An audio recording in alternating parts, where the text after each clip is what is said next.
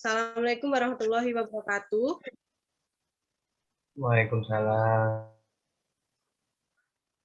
Sebelum kita mulai acaranya lebih lanjut, alangkah baiknya jika kita berdoa terlebih dahulu. Berdoa, mulai.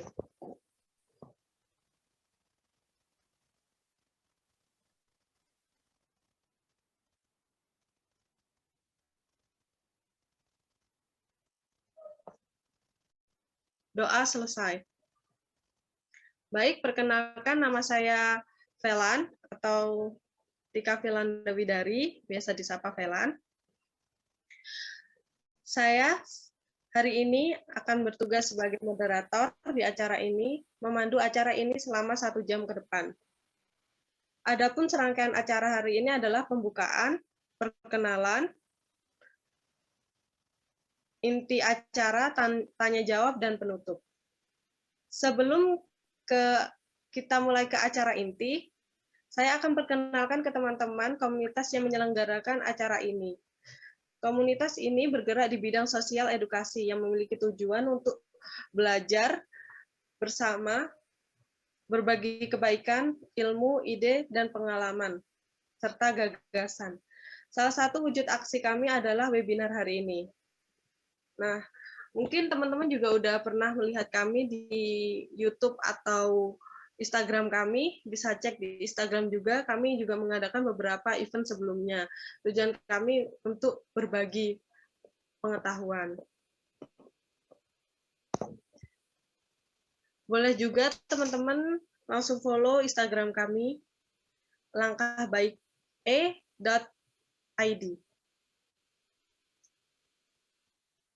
Baik, langsung saja kita ke acara inti. Acara ini sebelumnya kita adakan karena mungkin banyak dari teman-teman mulai membuka UMKM atau bisnis V&B kecil-kecilan, kemudian diposting di Instagram, tapi mereka bingung nih gimana sih biar dapat legalitasnya. Nah, acara ini cocok buat kalian yang mungkin gimana sih cara memulainya, gimana sih cara ngurusin legalitasnya. Nah, kebetulan di sini ada Kak Iva yang akan membantu kalian untuk memberi tips membangun usaha V&B atau UMKM V&B dari kecil, dan tentu saja bagaimana sih cara mengurus legalitasnya. Pasti mau dong kalian punya brand sendiri seperti itu dan udah diakuin. Nah, teman-teman sekarang berkesempatan nih belajar bareng langsung dengan pemateri, yaitu Kak Iva, yang sudah cukup paham ya dengan legalitas. Untuk waktu dan tempat kami persilahkan, Kak Iva. Selamat sore semuanya. Assalamualaikum warahmatullahi wabarakatuh. Waalaikumsalam warahmatullahi wabarakatuh, Kak. Ya, terima kasih untuk teman-teman khususnya teman-teman di LBE yang udah mengundang saya untuk bisa join di forum ini, untuk bisa berbagi tips dan sharing untuk bersama. Dan terima kasih pula untuk semua teman-teman yang udah mau, teman-teman peserta yang udah mau join dan bergabung di forum ini, yang insya Allah semoga setelah ini harapannya kita bisa membuka bisnis bersama dan kita bisa sukses secara bersama. Amin. Kemudian kita mulai. Yang pertama kita akan membahas tentang tips memulai bisnis dan perizinan usaha. How to start micro business and business licensing. Nah, untuk beberapa bisnis di sini kita harus mulai sudah dibiasakan, harus familiar dengan beberapa bahasa Inggris, karena di situ bisnis ini ada hubungannya dengan global. Dan ketika kita bersinggungan dengan masyarakat global, mau tidak mau dan menjadi tuntutan, kita harus mampu minimal paham sedikit lah tentang bahasa Inggris. Next Kak, ininya tolong. Nah ya, what is business? Apa itu bisnis? Bisnis itu yang pertama kita bisa create a value, menciptakan nilai. Kemudian ada juga problem solving atau solving a problem. memecahkan masalah, kemudian ada juga fulfill a need, memenuhi kebutuhan, dan yang terakhir adalah getting a profit, memperoleh profit. Jadi ketika disimpulkan, bisnis itu adalah serangkaian kegiatan atau aktivitas di mana di dalamnya itu akan menghimpun untuk menciptakan nilai, kemudian memecahkan masalah, memenuhi kebutuhan, dan memperoleh profit. Untuk menciptakan nilai di sini kita ambil contoh saja seperti kulit pisang. Kulit pisang itu kan mayoritas masyarakat pasti setelah mengkonsumsi pisang, kulitnya akan dibuang. Tetapi untuk orang-orang yang brilian, orang-orang yang kreatif dan berjiwa bisnis, kulit pisang ini dibikin bisnis berupa kopi kulit pisang. Dan di situ kita akan mendapatkan nilai dari sebuah ide dan kreativitas bisnis tersebut.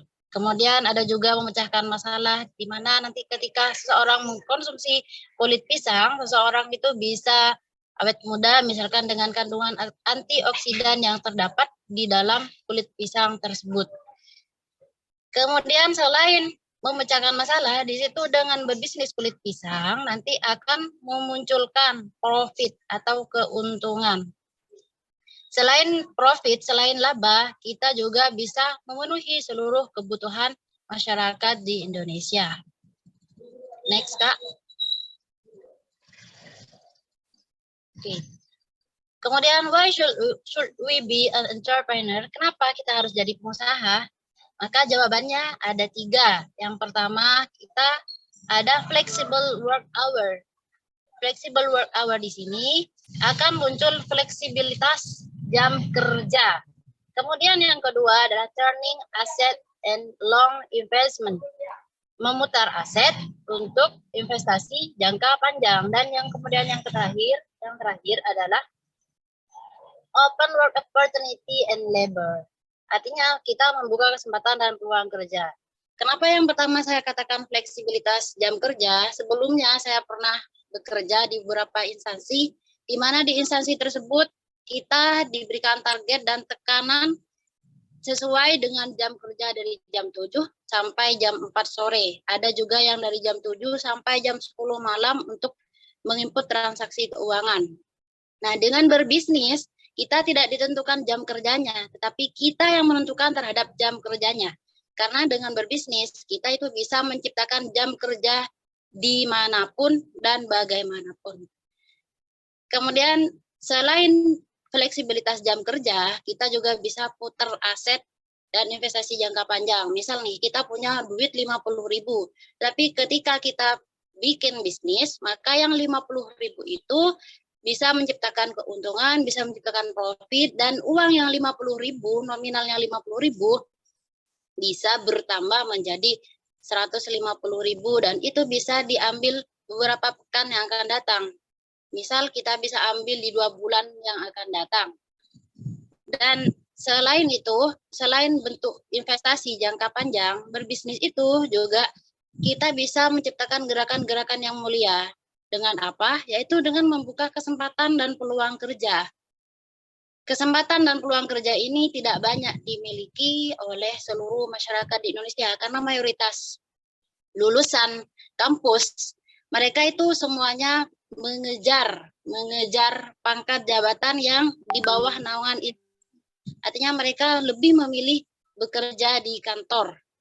Sehingga untuk menciptakan peluang kerja, kesempatan kerja kepada masyarakat itu sangat minim. Terkait karena hobi mereka adalah mengejar jam kerja yang ada di instansi tersebut.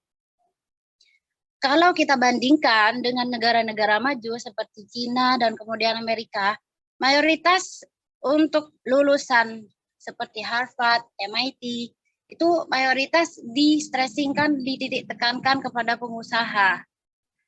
Kenapa? Karena dengan pengusaha, kita bisa memberikan kesempatan kerja, kita bisa menekan seminimal mungkin pertumbuhan angka pengangguran.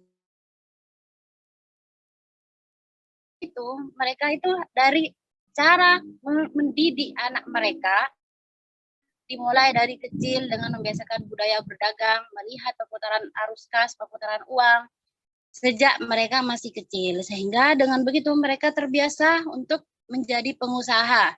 Dan ketika dibandingkan dengan PDB di seluruh dunia, orang-orang Cina, orang-orang Amerika, mereka diunggulkan oleh pengusahanya, pebisnisnya, bukan dengan orang yang mengejar di instansi, mengejar pangkat jabatan.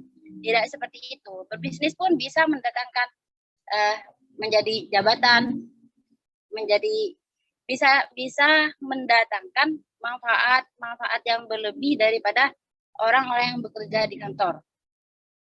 Selain itu, saya juga berpikir kepada teman-teman, jika sebelumnya teman-teman yang pernah terjun di dunia kantor, mereka mampu bekerja di bawah target dan tekanan, misal mereka mampu menciptakan pertumbuhan anggota baru untuk misalkan di lembaga keuangan sebesar 1.500 orang.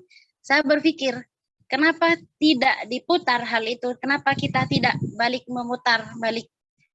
setir untuk diciptakan terhadap perusahaan kita sendiri? Minimal kita harus bekerja sekuat tenaga untuk bisa melahirkan hal-hal yang baru, hal-hal yang kreatif sesuai dengan sebagaimana tekanan dan stressing yang sebelumnya yang ada di kantor tersebut. Jika sebelumnya di kantor kita ditekan, misal dalam 1 bulan kita harus memperoleh 2 miliar, maka mengapa kita tidak berpikir untuk menciptakan perusahaan sendiri yang di situ kita berjuang untuk perusahaan sendiri dan untuk masyarakat dengan nilai 2 miliar tersebut. Kemudian, selain membuka kesempatan dan peluang kerja, saya melihat di berbagai macam kitab suci, baik di Hindu, Islam, maupun Kristen, saya melihat 75% Tuhan itu memerintah kita untuk berbisnis, berdagang. Bahkan kalau di Islam, sekitar 80% semua ayat Al-Quran itu menyinggung tentang muamalah. Dan muamalah itu berhubungan dengan bisnis. Di dalam Al-Quran pun tidak ada bahasa, wahai kaum beriman, hendaklah kamu menjadi presiden. Tidak ada yang seperti itu. Yang ada, wahai kaum beriman, ketika sholat Jumat, tinggalkanlah jual beli. Ada yang seperti itu. Artinya dengan begitu, Tuhan menginginkan kita untuk independen merdeka terhadap keuangan diri sendiri. Seperti itu. Dan dari mana kita bisa independen kalau kita tidak menciptakan bisnis, kalau kita tidak menciptakan usaha dan upaya berupa gerakan dan dorongan dari kita diri sendiri. Next, Kak. Kemudian untuk gimana sih stepnya? Caranya untuk bisa membuka bisnis. Yang pertama kita harus riset produk dan riset pasar. Kenapa kita butuh riset produk dan riset pasar? Kalau kita tidak belajar tentang produk yang akan di-launching, kemungkinan besar kita akan mengalami kegagalan, gagal total, gatot. Selain kita riset produk, kita juga harus melihat pasar. Melihat pasar ini kita harus tahu bagaimana sih kecenderungan orang, bagaimana sih kita akan laku berapa, produk kita akan laku berapa, segmen ini mau dipasarkan untuk masyarakat siapa, di mana tepatnya, pasarnya, dan sasaran dan target kita di mana, seperti itu. Maka kita harus riset produk dan pasar. Riset produk ini kita tidak secara instan, tetapi kita membutuhkan waktu yang sangat panjang. Karena dengan riset produk ini, kita akan belajar apa sih kekurangan produk, bagaimana sih menciptakan repeat order, dan semacamnya. Kemudian yang kedua, kita harus berbisnis dimulai dari hobi, dari kecenderungan kita sendiri. Misal ada beberapa teman yang suka di fashion, monggo silahkan di fashion. Kita harus mengikuti terhadap apa yang menjadi ketukan hati kita, apa yang menjadi dorongan hati kita, bukan menurut saran orang lain, tetapi mulailah dari hati kita sendiri. Jadi untuk berbisnis kita harus berangkat dari kecenderungan hati kita sendiri. Untuk saya pribadi, saya lebih suka berangkat di bisnis makanan ringan.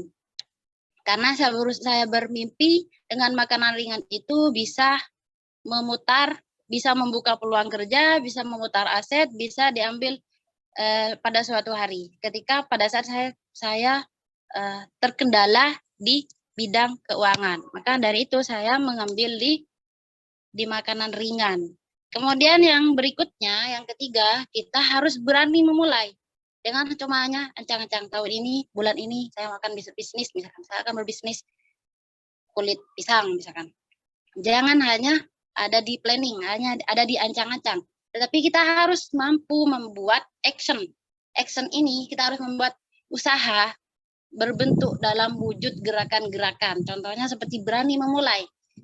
Dan kemudian berikutnya, do it now. Kita harus lakukan sekarang, tidak besok, tidak nanti, atau bahkan sama sekali tidak selamanya. Tapi kita harus lakukan sekarang. Selama kita bisa, kita lakukan sekarang. Kemudian yang terakhir, kita harus persiapkan mental. Karena orang berbisnis itu tidak akan pasti melulu sukses, tidak akan pasti untung terus, tetapi pasti akan ada gagalnya. Saya pun berulang kali gagal, tetapi saya mencoba bertahan untuk bisa lanjutkan berbisnis sesuai dengan tekad dan niat saya di awal. Dan untuk berbisnis, kalau kita gagal 20 kali, kita harus berbesar hati.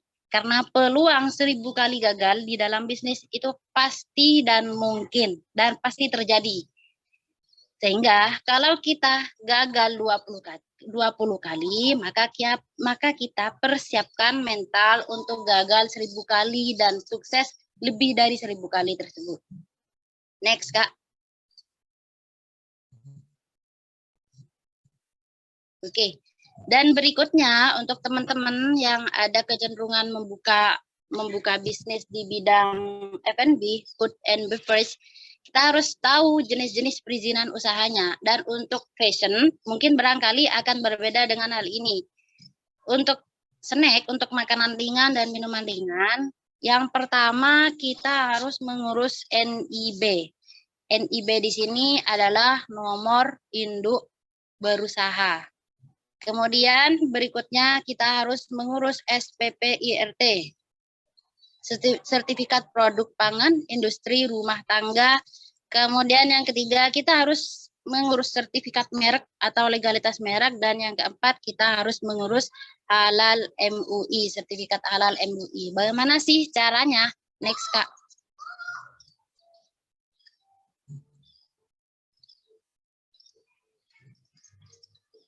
Nah, untuk NIB ini digunakan ketika untuk sebagai tanda pengenal TDP. Kemudian pada saat kita impor, ini digunakan untuk API, angka pengenal impor. NIB ini bertujuan sebagai untuk identitas pelaku usaha. Kemudian gimana sih cara mendaftarnya? Cara mendaftarnya itu ada dua, bisa offline dan bisa online. Kalau online kita harus mengakses web namanya oss.go.id. Di situ tempat pilihan investasi atau BKP. Sementara untuk offline kita bisa pergi ke MPP kota terdekat. MPP ini sih Mall Pelayanan Terpadu. Saya mengawalinya dengan memakai MPP. Awalnya saya menggunakan oss.go.id, tetapi tidak bisa karena terkendala dengan beberapa KBLI, kode bisnis, dan semacamnya itu. Sehingga saya meminta teman saya yang ada di MPP untuk daftarkan usaha saya. Kemudian untuk NIB ini, berkas pendukungnya berupa KTP, dan kita harus punya NPWP. Kita harus sebelumnya mengurus NPWP. NPWP ini nomor pokok wajib pajak dan itu bisa diakses di KPP terdekat. Dan sekarang bisa diakses di online. Kemudian selain NPWP, kita harus juga memperoleh surat keterangan mendirikan usaha dari kepala desa setempat. Untuk teman-teman, NIB ini gratis ya. Karena ada beberapa teman saya, dia belum berpengalaman dalam mengurus NIB, sehingga ada beberapa oknum yang meminta uang berupa 250.000. Sementara karena saya sudah paham ke prosedurnya, karena saya sebelumnya sudah riset, sudah baca-baca, Maka untuk yang saya itu free dan bisa dicetak selama 1 hari. Berikutnya, Kak.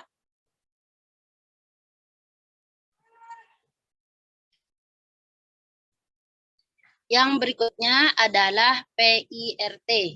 PIRT ini bisa dikatakan wajib untuk teman-teman yang pengen aktif di bidang usaha makanan dan minuman.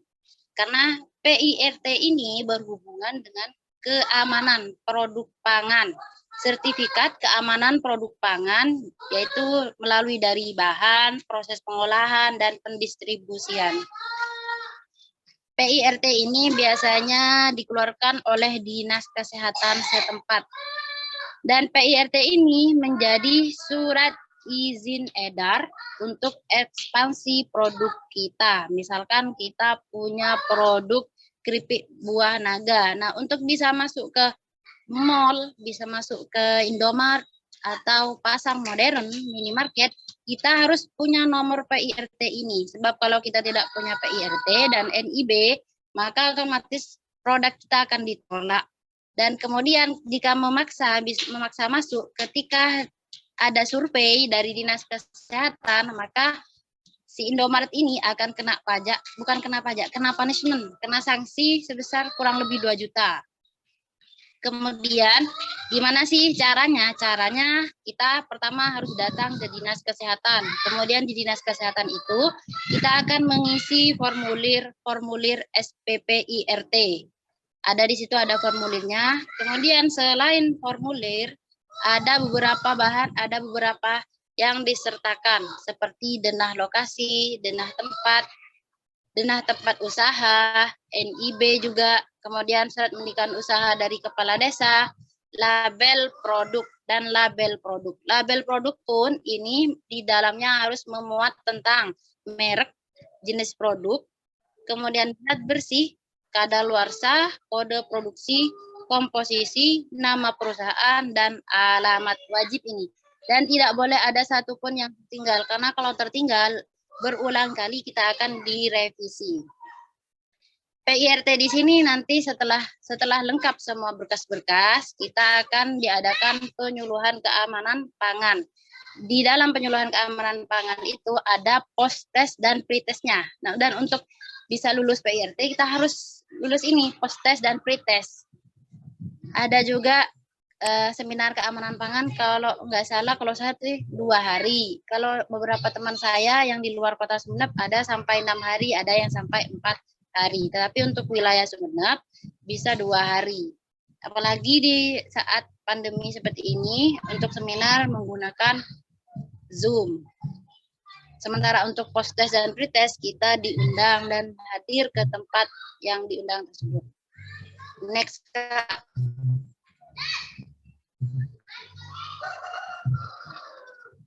Kemudian berikutnya adalah legalitas merek, sertifikat merek. Yang sertifikat merek ini sih nggak begitu wajib, tetapi kita, kalau saya pribadi, harus bisa mendapatkan legalitas merek ini. Kenapa? Karena pada saat perusahaan kita misalkan sudah berkembang, otomatis untuk merek kita tidak mau diambil atau diceplok oleh orang lain, sehingga harus dipatenkan. Dan ketika dipatenkan, ini mengurus ke Menteri Hukum, ke Menhukam. Legalitas merek ini sebagai bukti kepemilikan merek kalian, merek kalian terwujud dalam bentuk sertifikat. Kemudian ini juga digunakan sebagai tanda bukti hak kekayaan intelektual untuk melindungi kepemilikan merek dagang dan merek jasa kalian. Misal kalian punya merek seperti Robani, misalkan Robani itu merek kalian. Kemudian ada orang juga yang mencaplok nama Robani. Karena kalian sudah terdaftar lebih awal, maka kalian bisa memproses hukum. Dan untuk teman-teman yang mencaplok nama merek tersebut akan mendapatkan sanksi hukum. Dan kemudian caranya adalah kita harus ngisi formulir. Kemudian nama mereknya. Nama merek ini tidak hanya sekedar nama merek, tetapi di dalamnya juga memuat deskripsi, kemudian unsur warna, kemudian label atau logo mereknya itu. Dan ketika sudah valid, bisa diakses di PDKI. PDKI ini Pangkalan Data Kekayaan Intelektual. Ya, dan saya lupa sebelumnya bahwa untuk mengurus legalitas merek ini ada biayanya sekitar 1.500.000 sampai 2 juta untuk legalitas merek. Kecuali kalian untuk menjadi UMKM binaan di Sperindak, barulah kalian akan mendapatkan jasa gratis. Tapi untuk menjadi UMKM binaan Dinas Perdagangan di Sperindak tidak mudah, harus beberapa prosedur dan semacamnya. Next, Kak.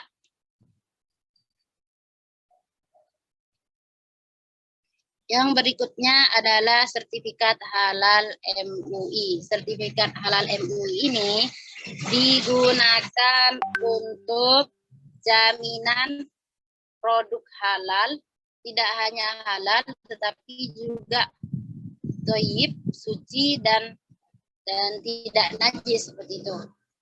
Halal ini digunakan untuk jaminan produk yang lolos uji keamanan dan kehalalan. Nanti ada 2 prosedur di situ. Ada tentang uji najisnya, uji halalnya produk-produknya, kemudian ada uji keamanan pangannya.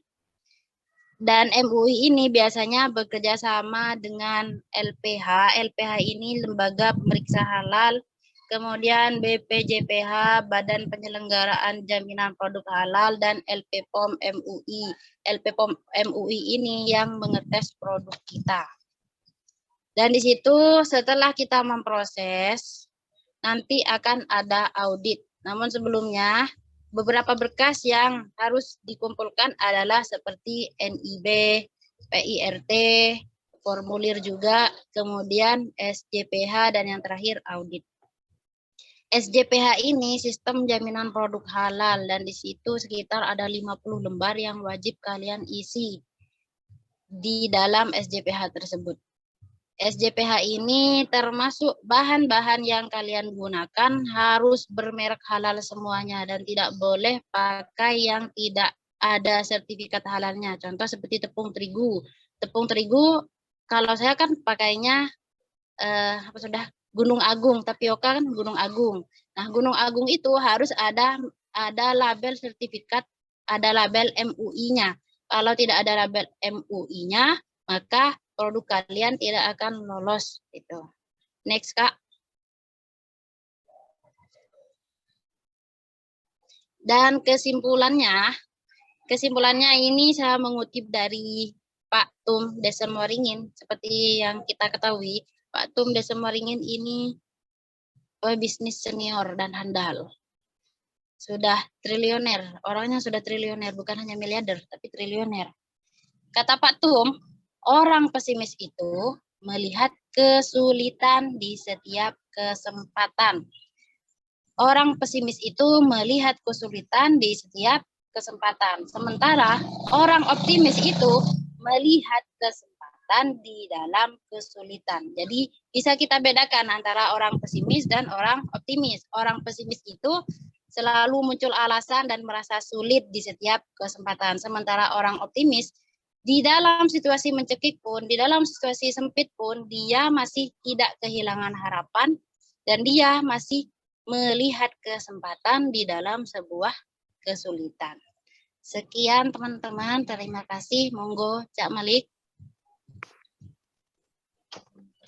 Wah, terima kasih nih Kak Iva atas ilmunya, bagaimana tadi cara menyusun legalitasnya hingga pengetahuannya bagaimana sih agar kita tidak dapat calo ya gitu. Siap. Untuk sesi selanjutnya saya buka sesi tanya jawab untuk teman-teman yang mungkin ada pertanyaan untuk Kak Iva, dipersilahkan. Boleh langsung bertanya.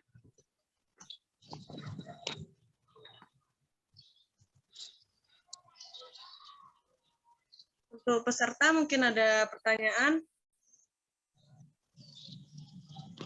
Monggo teman-teman, silakan.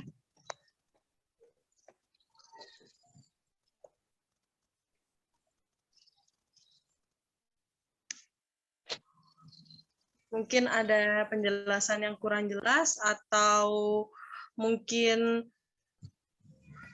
ada yang perlu ditanya lebih rinci lagi, silahkan.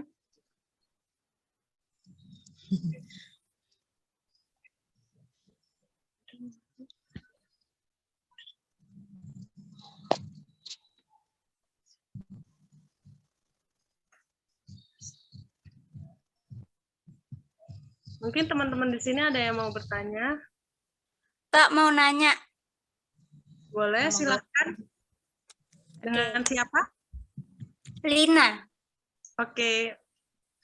Kak Oke. Rizky. Gini Kak, itu kan tadi kan apa untuk yang apa ini namanya? Persyaratan untuk dapat sertifikat apa ini? Keamanan produk ya? Kalau misalkan itu produknya itu kayak baju atau apa itu apa wajib juga buat PIRT sama sertifikat halal? Gitu. Baju. Bisa langsung Pakaian. dijawab. Makasih. Dengan Mbak siapa tadi? Mbak siapa? Lina. Oh iya, Mbak Rina pertanyaannya bagus banget. Terima kasih Mbak. Izin saya jawab dulu ya. Untuk bisnis baju tidak perlu SPP IRT karena SPP IRT itu adalah izin legalitas khusus untuk keamanan pangan. Namun untuk baju Mbak Rina ya. Mbak Rina bisa langsung daftarkan ke Halal MUI. Kenapa? Karena di Halal MUI itu bisa memancing terhadap keputusan pembeli, customer untuk membeli produk kakak. Selain itu bukan hanya bergerak atau cenderung di halal makanan saja, tetapi najisnya diproduksi pada saat produksi bahan-bahannya, misal seperti benangnya, apakah najis atau suci, itu sudah masuk di situ Kak. Jadi tidak hanya di makanan saja Kak untuk halal. Di kosmetik pun ada halalnya, seperti punya Wardah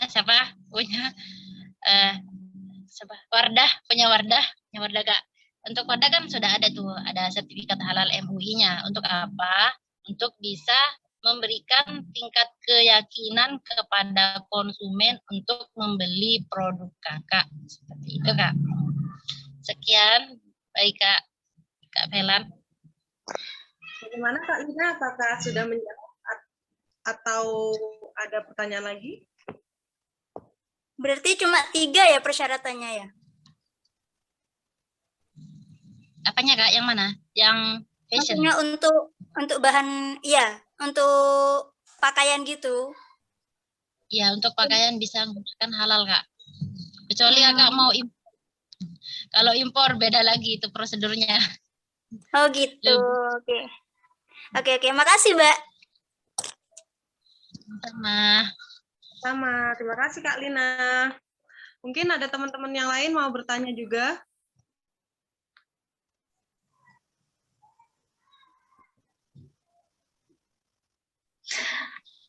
Mbak Velan ada di kolom chat, ada yang nanya, Mbak.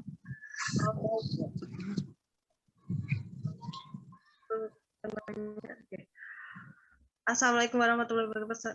Presentasi sangat menarik yang disampaikan dengan detail dan jelas. Saya tertarik sekali membuat bisnis. Nah, yang saya tanyakan, ada trik awal untuk membangun bisnis apa ketika membuat bisnis sesuai dengan passion kita atau bagaimana? Terima kasih banyak. Untuk Kak Iva boleh dijawab langsung bagaimana nih trik membangun bisnis sesuai passion? Pertanyaan yang menarik juga Kak, gimana sih cara membangun keinginan untuk berbisnis seperti itu kan Kak? Lebih detailnya ke keinginan biar bisa ingin berbisnis. Nah, untuk ingin berbisnis, untuk memunculkan keinginan berbisnis, maka yang pertama kita harus punya niat. Yang pertama kita harus ada niat. Kemudian yang kedua kita harus punya goal. Ada tujuan-tujuannya.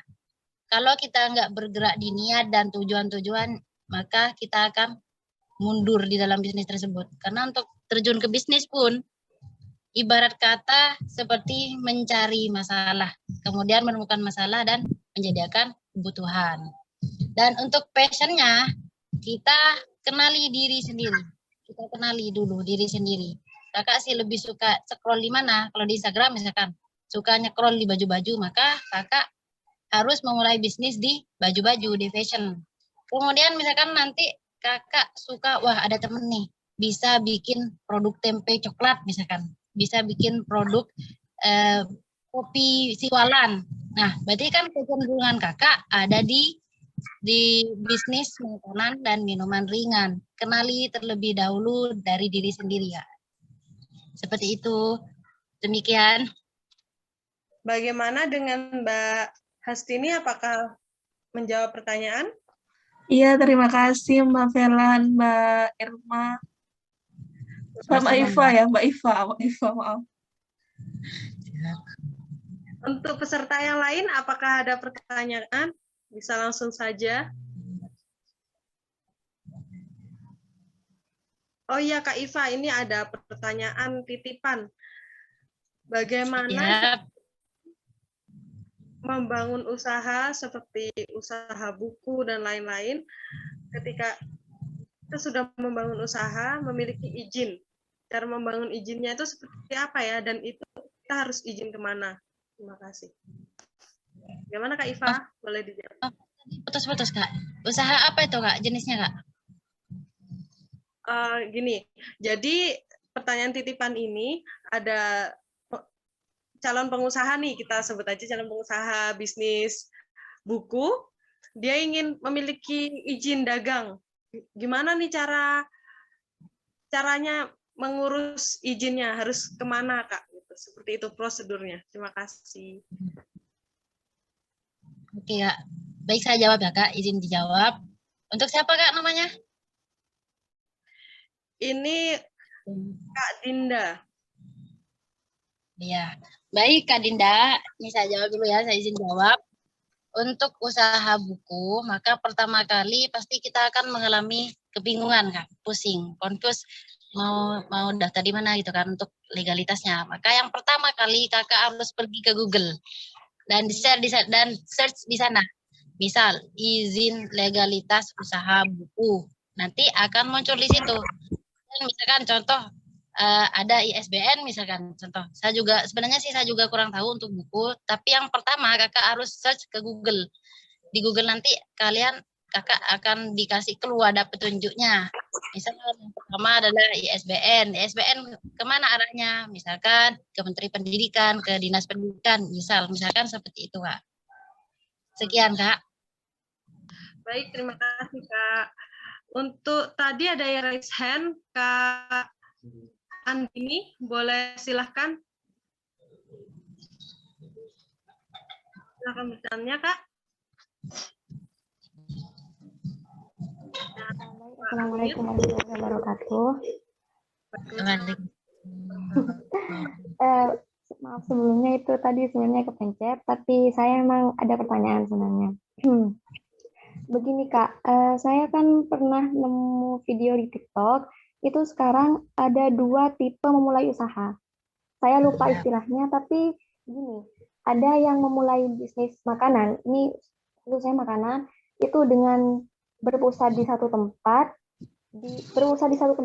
tapi ada juga orang yang memulainya dengan yang viral sekarang itu gerobak dorong itu banyak di berbagai tempat. Nah, pertanyaan saya, menurut kakak itu lebih efektif yang mana sebenarnya untuk memulai? Saya sempat kepikiran bahwa kayaknya enak juga sih untuk menyebarluaskan ke berbagai tempat, karena kita gagal di satu tempat bisa di tempat lain, tapi itu kan mempunyai risiko yang semakin tinggi. Terima kasih. Terima kasih Kak. Ini untuk Kak Iva boleh langsung dijawab. Siap Kak. Kak Anggi, pertanyaan bagus Kak. Izin dijawab ya. Untuk memulai usaha tadi apa Kak? Pedagang kaki lima ya.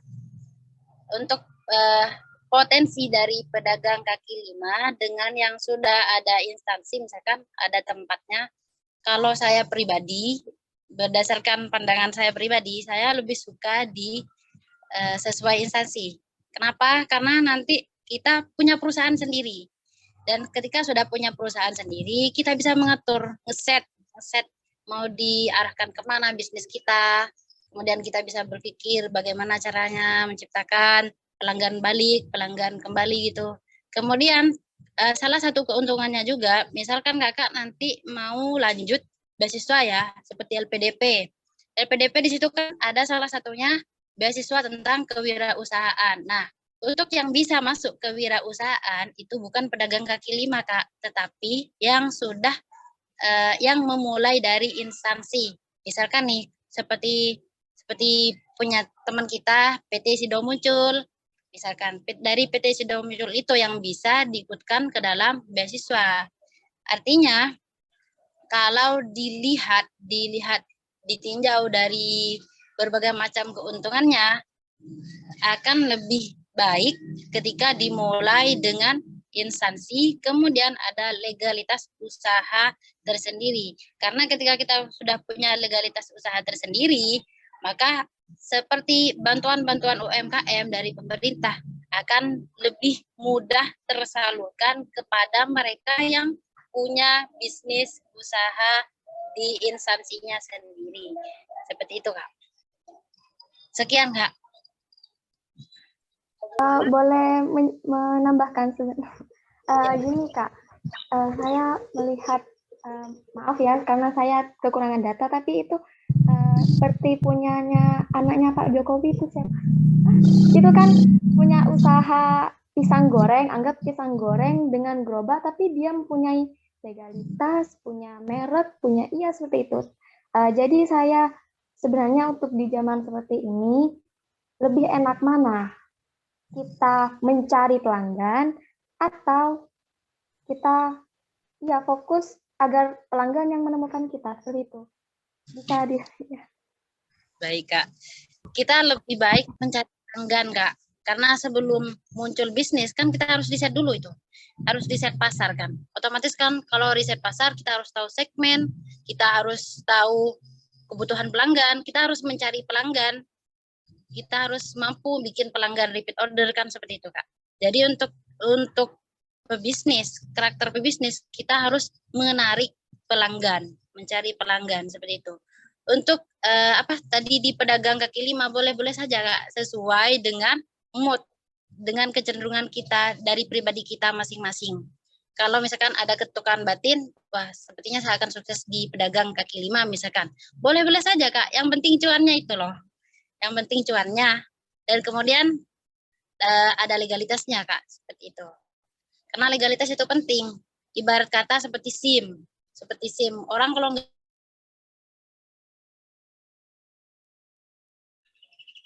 baik, Kak, seperti itu, Kak. Demikian. Sebagai tambahan ya, mungkin kalau di zaman sekarang tuh bisnis mungkin banyak cepat, pesat gitu. Sebenarnya karena endorse seperti itu mencari pasar sebenarnya. Kayak kita juga kayak di bisnis yang kita lihat, kayak pisang itu ya, sama punya kita kan mereka udah punya nama dulu nih, baru buka bisnis. Dari situ mereka udah tidak terkenal karena jadi itu juga memudahkan mencari pasar seperti itu. Bagaimana Mbak Andin? Halo Mbak Andin. Halo. Ada pertanyaan lagi? Sudah selesai. Terima kasih Kakak. Sama-sama, Kak. Untuk penanya terakhir ya.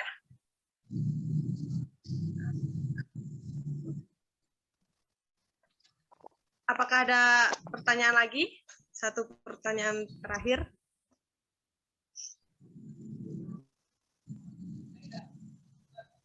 Saya Kak izin tanya. Apa?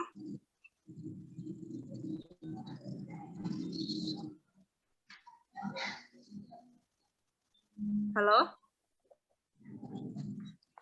Halo Kak. Halo, saya Kak izin mau tanya. Silahkan Kak, dengan siapa? Ya, saya dengan Ruri, Kak. Oke, Kak Ruri. Silahkan pertanyaannya. Baik, sebelumnya Assalamualaikum warahmatullahi wabarakatuh.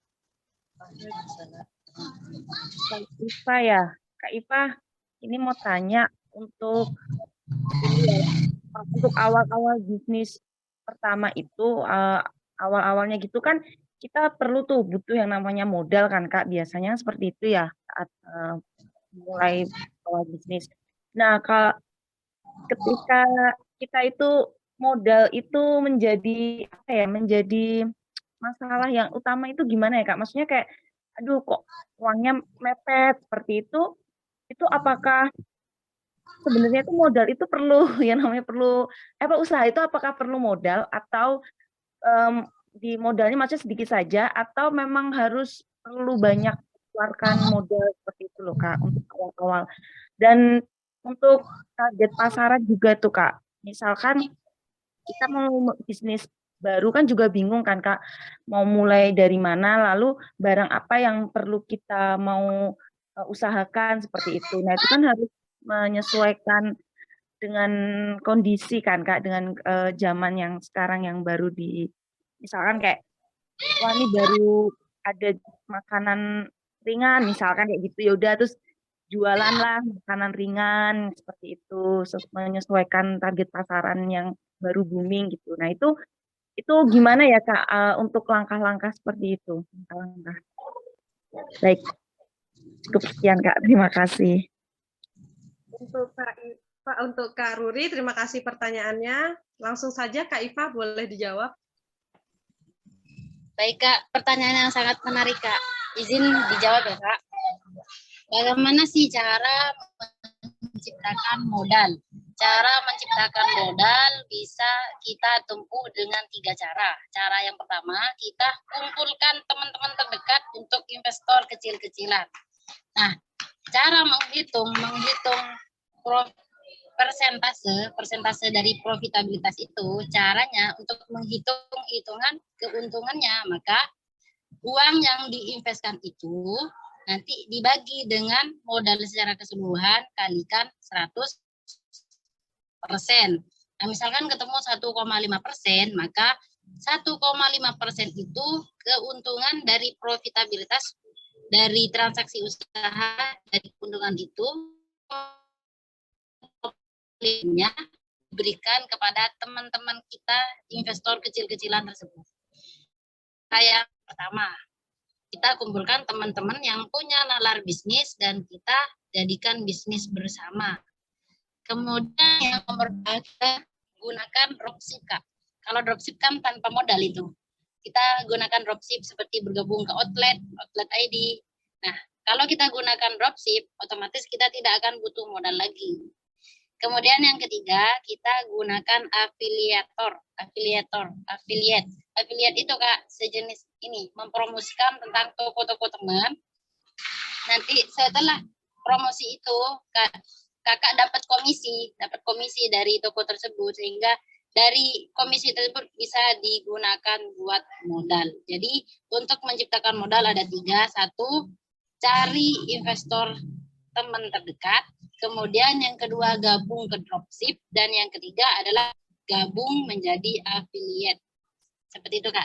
Demikian Kak. Untuk Kak Ruri, bagaimana? Ada pertanyaan lagi? Sudah menjawab pertanyaan. Iya Kak, sudah menjawab pertanyaan. Terima kasih Kak Iva. Sama-sama Kak.